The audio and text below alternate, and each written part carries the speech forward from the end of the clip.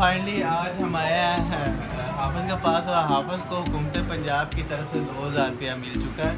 और जो मरियम औरंगज़ेब कहती थी हमारी हुकूमत ने 2000 रुपया दे दी, तो हाफिज़ को 2000 मिला है। और इसमें से आज पार्टी भी करते हैं, हाफिज़ से पूछते हैं क्या इनके तासुरात है 2000 मिलने से और क्या क्या इससे काम करना चाह रहे हैं। और हाफिज़ जी को मिले हैं 2000 और पूछते हैं हाफिज़ जी के साथ साथ उनके जिन्होंने निकाल के दिए हैं 2000 साथ कफालत के, पूछते हैं हाँ जी 2000 इसकी की करना।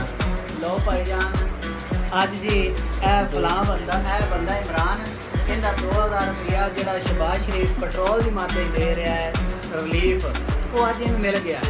इनके बड़े वड्डे इन्हें खाब मैनू अज सुनाए ने भी मैं 2000 रुपया जोड़ा 2000 उनके इन्हें की करना है।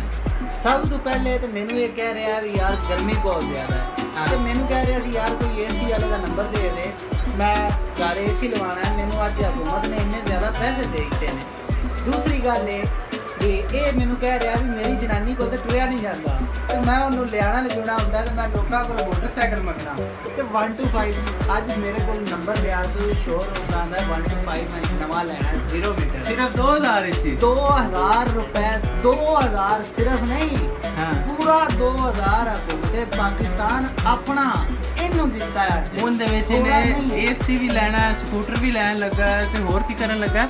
और इस तो बाद कह रहा है जी बच्चे हाफिज़ दा नवा ब्याह ही ना कर दईए उनदे विच। मैं तो कह रहा भी ये नवा ब्याह भी नहीं करा लेवे दूसरी दिन भी कर इवें नहीं ना करवाना हाफिज़ जी हुण तुसीं दसो 2000 की करोगे?